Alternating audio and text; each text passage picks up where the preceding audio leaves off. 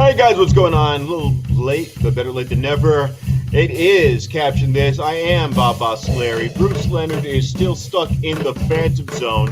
I don't know what's happening. I think he's jerking off too much, or maybe he's just not done with Charlie yet for the evening. But I'm guaranteed I'm going to get a really, really weak explanation of where the hell he is.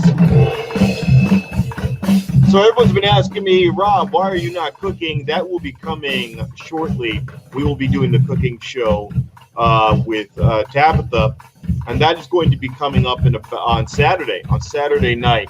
So I'll be talking about that throughout the course of the night because I'm sure you guys are going to be asking me about it. But that is the idea, to get the cooking started. And while we're getting things underway, I'm going to do what I always do, try to share all the information I can with all of you, and allow you guys to all hop on board. That is the idea. Though since Bruce is gone, a couple people I have not seen. I will be honest. Julia, Roe, we do miss all of you, but we will get you all. Gonna message everyone right now.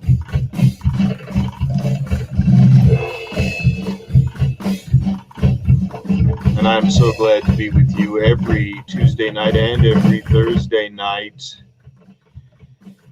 It has been fun, and it's been a little bit over a year right now we've been doing this. And the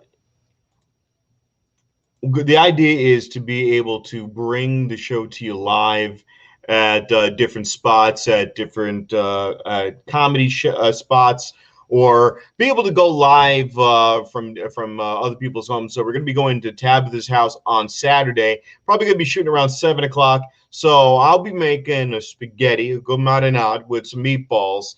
And that's the idea. The idea is going to be to show that I can cook too. And I cooked some damn good food.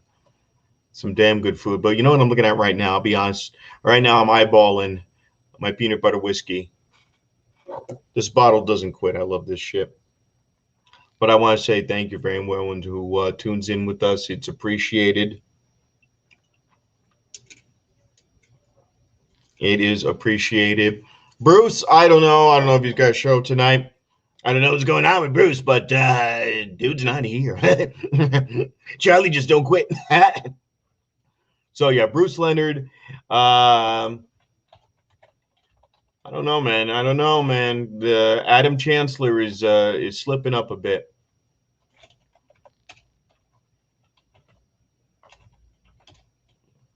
So I'm going to be on for about an hour, hook up with all of you.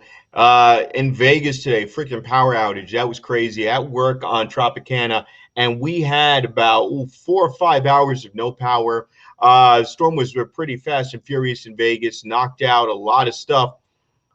But I'm wondering if it's going to be like this, this off and on of like 120-degree days for a week, then rain, then 120 degrees, and rain, then 120 degrees. It's freaking crazy. But there's a lot to talk about today. Today was a big deal. Biden today in the news.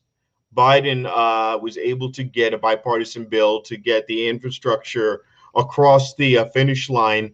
And it's really bizarre because they're talking about they're going to do a bipartisan bill for the basic infrastructure stuff. In other words, all of the money directly to fund, roads and bridges and tunnels. But then all the environmental package and stuff will come from a reconciliation. In other words, just 50 votes straight down the line. We shoot it right through. So that's going to be interesting to see if everyone's going to get what they ask for. I can't imagine any scenario by which Republicans are going to be gracious and just do something for the benefit of the fucking country without being dicks about it or fucking up somehow. I don't know. I'm very, very suspicious.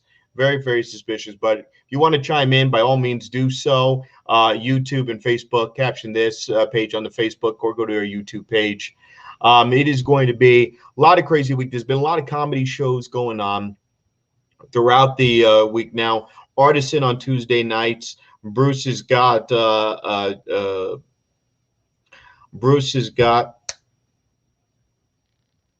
champagnes. That's go. I couldn't even think of it. Champagnes. Bruce has got champagnes going on right now. But I'm going to give it to Bruce. He's going to hear from me. He's going to really feel it today because this dude is I swear, guys, this guy must be rolling in bed or something, man. He must be high out of his damn mind. But we will get Bruce back in studio. And on Saturday, stay tuned because I'm going to be at Tabitha's house, Tabitha Beeson, not Tabloid. Although Tabloid has done a cooking show or two once, and I'll tell you right, if it goes good with the first tab, I'll try to see if we can get the other tab, Tabloid, and do a cooking show from her place because that would be really great. That'd be really great as well, being able to do a cooking show with Tabloid. But we're going to be doing spaghetti meatballs. I also do Swedish meatballs, chicken cordon bleu, Thanksgiving turkey for the whole neighborhood. I'll make that, Christmas cookies. I do all of that stuff. I do all that stuff, and it's very good. It's the very best cookies and the very best food you've ever had. Believe me, believe me. Nobody does cookies. Nobody does dinner better than Rob Bocelli, the best, the very best. So I've been told. People have said that he's the very best, very best in food, very best. So we're going to be doing that on Saturday. But it's been a crazy week, and I'm going to tell you right now, been doing the wrestling. For fuck's sake, man, I am in a world of goddamn pain. I've been at Versus Pro Wrestling, and it is they just have been kicking the crap out of me, really kicking the crap out of me. But what I want to do is give you a chance to see what they're all about. This is Versus Pro Studios, and this is some of the content, things that they have going on there. And this is where I'm basically training. Now, one of my trainers is this guy right here, Deshaun, and he is their Prince X of Pride champion. And this guy's been a great teacher. He's been trying to work with me and keep me from cracking my spine wide the hell open like I've been doing like an idiot. But it's been a great experience thus far. And in a couple of weeks, what I'm going to be doing is working with my buddies to be, basically be a good manager. That's what I'm focused on right now. Is I'm doing my Paul Heyman thing, doing my Randy Orton thing. Well, not Randy Orton thing. Paul Heyman MVP type thing. That's what I'm thinking of. Something along like an MVP style. That's what I'm looking for. But we're going to be on tonight, and definitely want to hear from all of you. What's going on with you guys? It is going to be freaking really packed. This Saturday, I am going to also be on with the guys at the Classy Hooligans. We're going to be filming a new sketch, and this one's going to be called. It's going to be with Robbie Aces and them, and Luella Chavez is going to be starring. And I can't remember the name right now of that. What the damn sketch? I can't remember the freaking name of it right now. But we're talking about the Friend Zone Meal Plan. That's what this one's going to be called, the Friend Zone Meal Plan. And I'm going to be on that one. It's going to have Luella Chavez, and it's going to have Randall Crabmeat Thompson. So, but it's crazy. Daddy spent like freaking 4 hours at work and no power. So I just fucking got in a recliner and slept for 3 hours. And I'll be honest with you, I'd rather not. I gotta get out and move around. I worked at Fry's for 9 years. I was moving around. The only time I don't mind sitting down is if I'm doing something like this. When I worked in radio, I was on 93.5 FM. I was on 103.9 FM.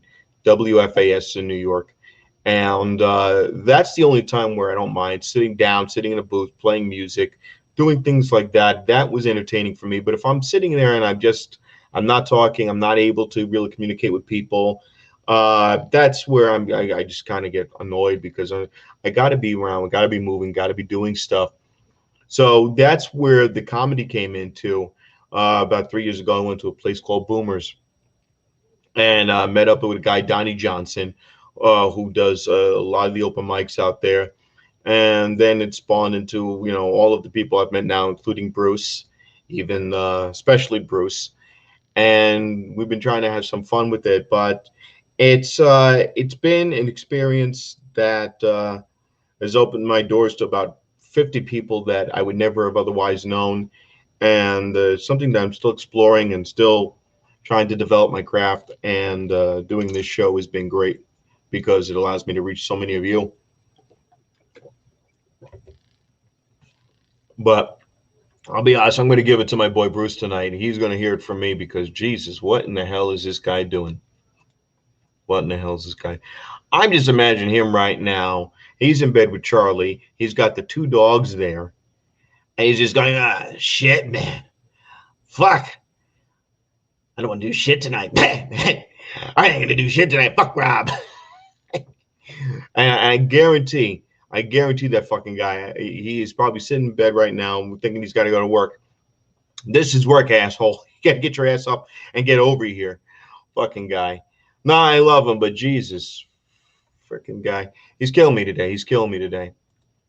I'm just real curious what the hell he's got, what he's got to say for himself this time around. But we're going to be here till 10 tonight. I'm happy to be here with all of you. If you got any questions, by all means, hit me up on our Facebook page, Caption This Bruce and Bob, and also, of course, on our YouTube page. The whole idea is to monetize it, but let's be real. I got a couple of people viewing at a time. I'm under no illusions right now. There's a million shows out in Vegas. Everything's firing back up. It was easier when I had everyone under lock and key. You know, you had limited choices. But I'm still happy to do this, and I'm going to mics when I can.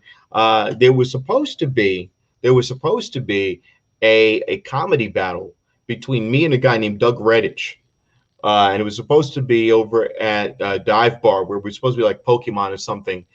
And I don't know what they were supposed to do. The idea was going to be like Doug Redditch and I are like Pokemasters, or I don't know if you'd have a comic or something. I'm not really sure what the hell the gimmick was going to be, but that might still be something that's going to happen soon. And this guy is, to give you an idea, this guy thinks he's like some sort of fucking fiscal mastermind or some shit. I don't know. He's a guy who plays the cards at fucking Rio. It's not like he works for Goldman Sachs. I'm just saying. But we had a little bit of a comedy rap battle type thing the other day, and we went back and forth. So that's another thing that's going to be happening. But I'm going to switch gears.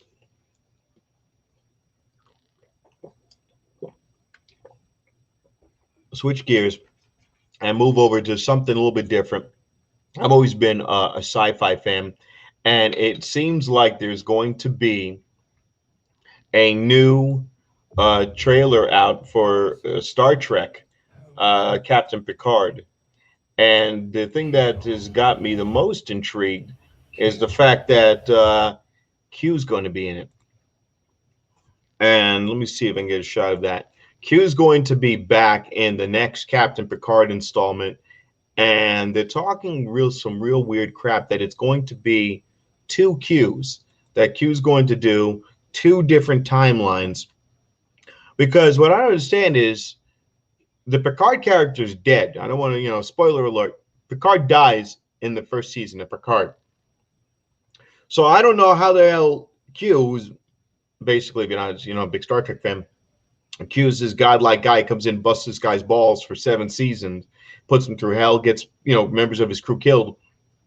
I don't understand how he's not going to react to seeing this guy who's a clone of himself, who's, a clone of an old man, how he's not going to comment on that. It will be very interesting. I'm very interested to see that development of it, to see whether or not they acknowledge that the main character is dead, and if he even brings it up, or if he just treats it like it's another day. So that's what captured my attention in sci-fi. As far as Star Wars is concerned, it's going to be the sequel to The Mandalorian, which is all about Boba Fett and how he takes over Tatooine. So that's going to be another interesting one, because these things take place before Episode 7. So as we get closer and closer in timeline to what should be Episode 7, over the course of 20 years, I don't know how much time they can cover, because from the end of The Mandalorian to Episode 7, you still have Luke fresh in his black costume. So we're talking about a timeline of about maybe 15 years difference. That's what's going to interest me, is to see how much time they cover in the course of these shows and how they're going to overlap each other.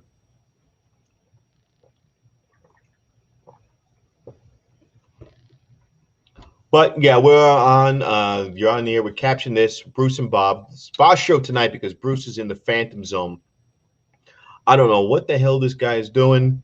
If he's just caught playing with himself or he smoked too damn much and he passed the hell out. You're going to hear me talking about that a lot because the guy is absolutely crazy. But there's something in the news today that I saw. There is a new thing going around.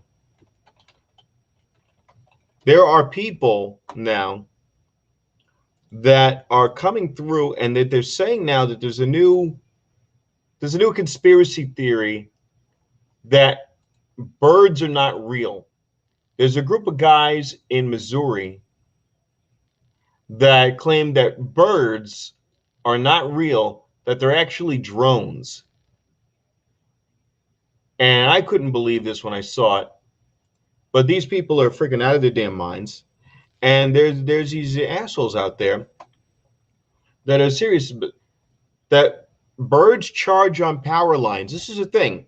Birds aren't real, that they charge on power lines, even though you can, as long as it's not a live wire. Power lines, everyone knows, are insulated. But birds are not real. They charge on the power lines. And when they poop, when they take a shit on your car, that's there so they can leave transmitters on your car. This is some really sick crap. People have lost their freaking minds. I mean, and I don't even think Trump would believe something that stupid, but this all came out because, the guy's whack job. And because every crazy thing that he ever did or said empowered a lot of other people to come out there and be as dumb can be and come out with all these whack job stuff. Like I used to get annoyed with the people who would come out there and yak on about, vaccines. Vaccines are going to give your kid autism. And then there was the 5G. 5G is really there to basically cook your brains and track you and all of this nonsense. And now you got people, and I don't even know if that's, like, if you zoom in, it's like one of those little, somebody just bought a truck and just taped on some nonsense. People have lost their freaking minds. And I want to get your take on that. If you actually know anyone out there who believes this crap, by all means, I'd like to hear from you because people have gotten pretty goddamn stupid. And there was a point in time when you could take somebody and separate them from everybody else and go, you know what? You're a dummy. You got to sit in the corner. You got to get smacked around a little bit. Now I got to freaking be, I've got to be, like ingratiating to stupid people. And I don't even know how that's a thing. But look at this. This is the stuff that these idiots think about. Here we go. And I can't believe this is a thing, but this is what these numbskulls really think. There we go. So there's a camera, microphone, speaker, CPU battery, inductive charging coil, and then a wireless antenna.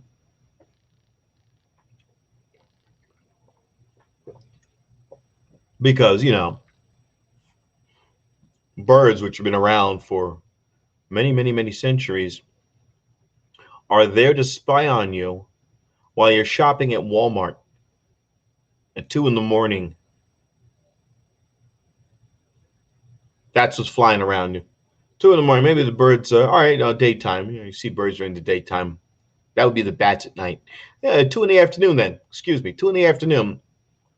That's what's flying around to track your purchases at Walmart. This is how sick people are. People who've lost their goddamn minds. And then they want to broadcast it to the world how stupid they are. I think the thing is that the guys who are putting this stuff out there at the get-go are trolls. But then other people follow along, and it's almost like a freaking slow adult brigade. Like, really, let's just show how slow you are. You should just be the flat earthers. You should just be the flat earthers. Now there's a freaking contest out there for people to show just how really slow they are.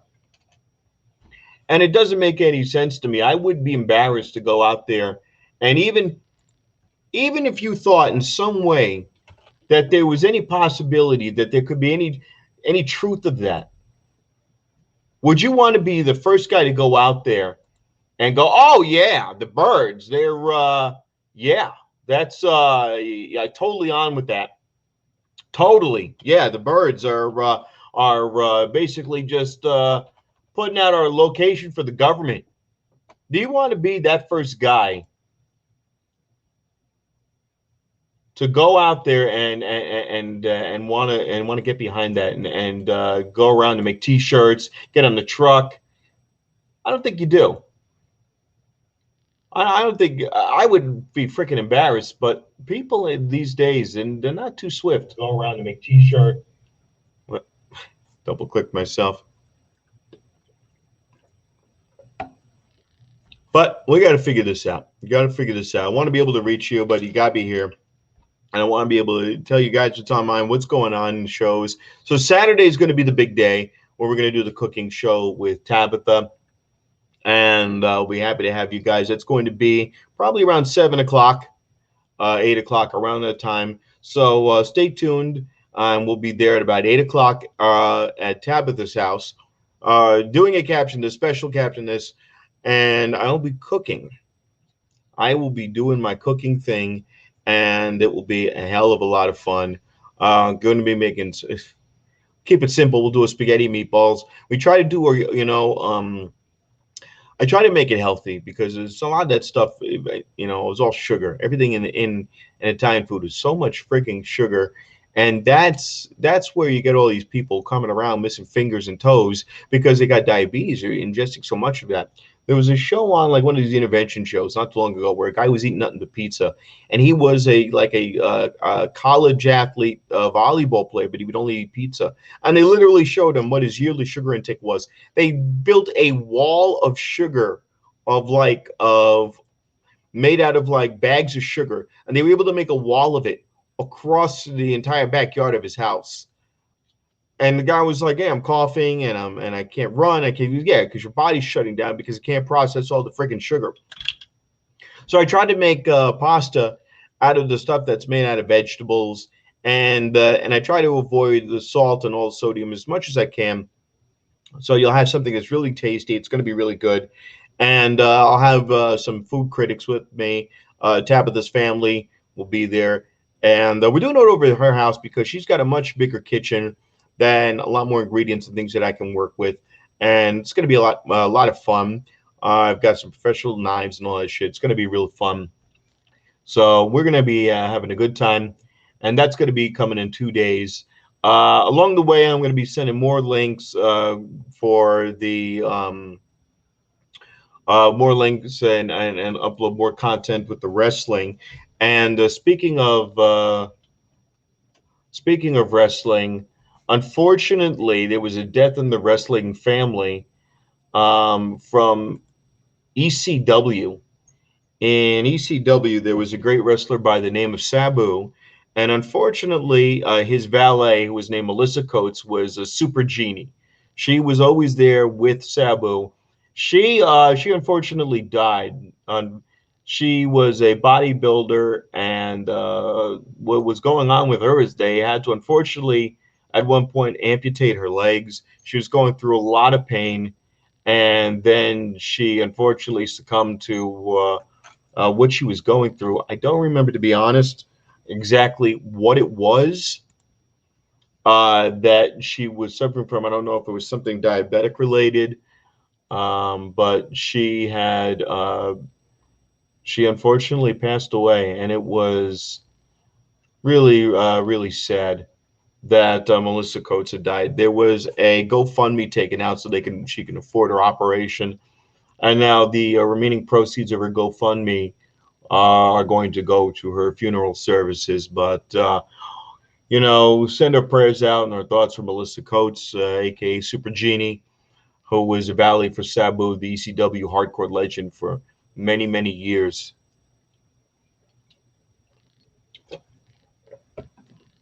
When you were watching the Boce Show Bruce from our Caption This Royalty, I don't know where this guy's at. Tonight I'm all adorned in my Golden Knights crap. I normally don't do Las Vegas stuff. I said, forget it. For tonight, we'll do some Las Vegas stuff. But we're going to be coming in on Saturday night. And I want to get back into the wrestling. I saw one of the most depressing freaking things. The China, the documentary on Vice News for Joni Laura, a.k.a. China, the eighth wonder of the world. Excuse me, the ninth wonder of the world. What a freaking depressing show. It might as well have just been everyone fucks China over for 2 hours. It was so damn sad. And she was gorgeous. I mean, she got later on she had a lot of work done, but I think she was always sexy, always a great competitor. And for the love of God, she was one of the greatest intercontinental champions and earned it. There was nothing given to her. She came out as a valet for Hunter Hearst Helmsley back in the 90s. First thing you see her do is strangle out Terry Runnels, Goldust's wife at the time, and put her in a full Nelson and choked her out. And she became part of D-Generation X, one of the greatest factions in WWE, really defined in many ways the Attitude Era, because as a whole, they were just unstoppable. And they just did her wrong. Little by little, fucking Vince McMahon did not want anything to do with this woman. He dropped her from wrestling the men to wrestling the women. And you would go, well, that's not a demotion. But if you were wrestling at a level where you're the Intercontinental Champion and you're fighting other men and you're literally breaking, the glass ceiling, and then they just have you wrestle, just go and become a diva. I mean, that's kind of like you're going sliding backwards. And I didn't understand why they did that to her. And then little by little, they just dropped her. They dropped her altogether and they just shoved her out. And then from there, I mean, little but it wasn't long until, hey, look, she's no longer a thing. She went to New Japan Pro Wrestling. She did porn. But the whole documentary was just so sad because it was like, this is a person who, by all intents and purposes, should have had the best damn career that any woman could ever hope to have coming from the wrestling scene. And it just went downhill. And no one really had her best interest in heart. No one really had her best interest in heart. Everyone was just trying to take what they could and ride that train. But yeah, she was when it was a big difference from when she first got in. When she first got into the industry, that's what she looked like when she first started in the WWF back then. Now, a little bit later on down the line, she wanted to look more feminine, and she got plastic surgery. And I think the time that I remember her the most is when she was on the MTV Music Awards, and she came out in this Wonder Woman costume. And to me, she would have been the ultimate Wonder Woman.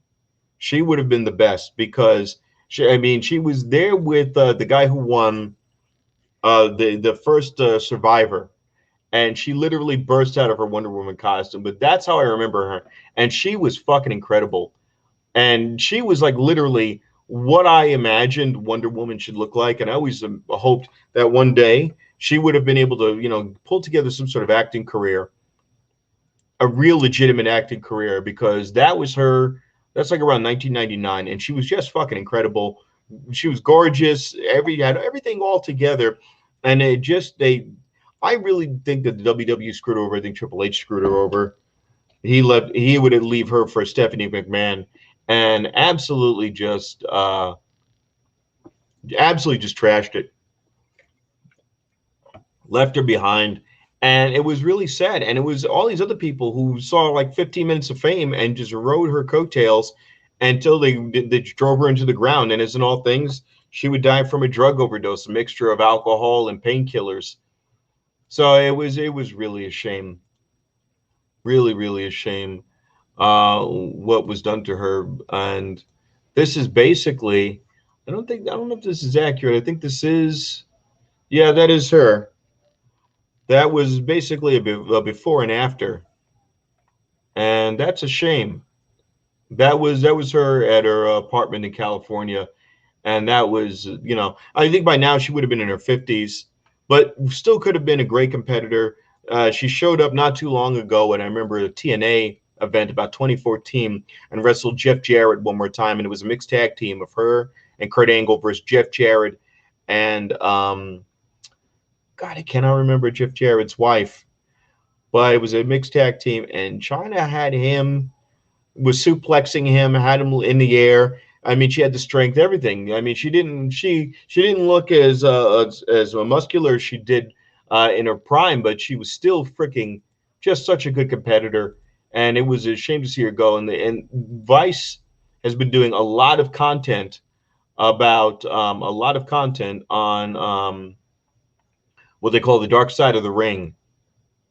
But there was nothing about her that wasn't just groundbreaking. She really was the only person in that ring that was standing toe to toe with the male wrestlers, and she was, as they would describe it. I mean, Badass Billy Gunn would say it. She was just another one of the wrestlers. No one ever took it easy on her. Nobody ever looked at her like she was just a secondary person or took it easy on her because she was a woman. And she really broke all of the molds. I mean, everything that you see right now, the only person that could compare to that somewhat is Tessa Blanchard, and she's a wrestler who was on Impact Wrestling, and she had the opposite problem. She just didn't want to do it anymore, for lack of a better word. She was a TNA Impact Wrestling champion and just left, and that blew my brain open. All they asked her to do was to cut a promo, and she wouldn't do it. Now this is Tessa Blanchard. She's the Impact Wrestling champion going into 2020. And she beat all the men. She beat Sami Callihan to get the belt, and she beat Brian Cage to become the number one contender.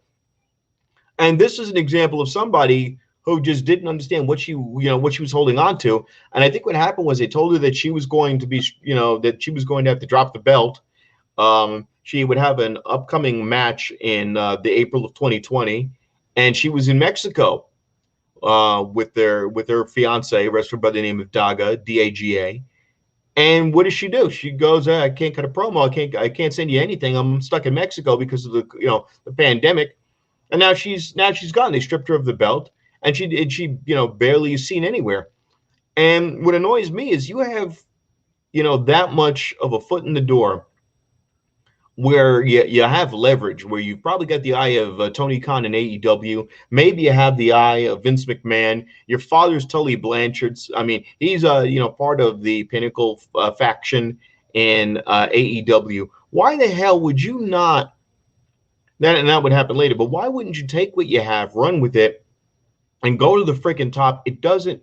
I don't understand it. Like, she's sitting there showing videos of her doing exercises and shit. Like, I give a shit about that.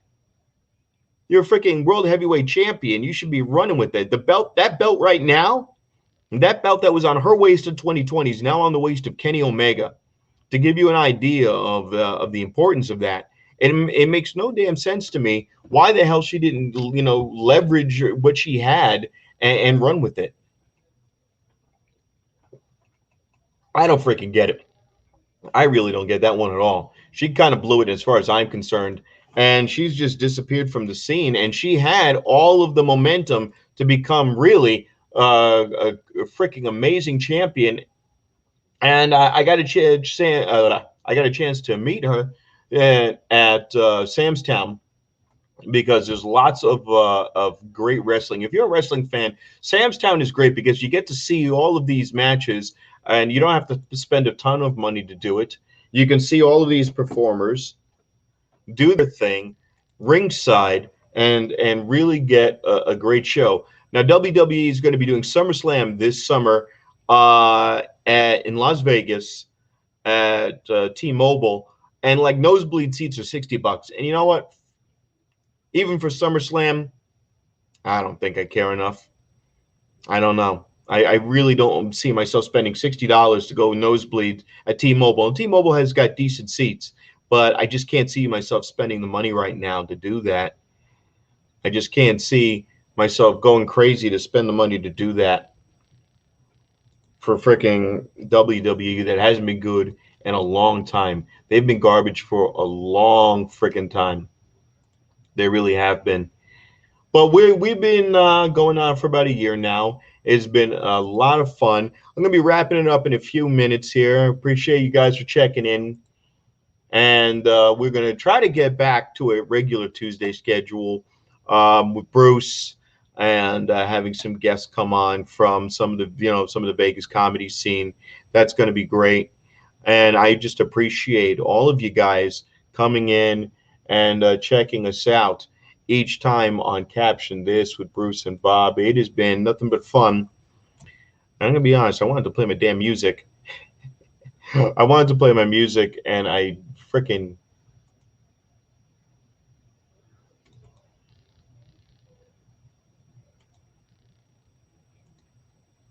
Oh my god! When it rains, it pours.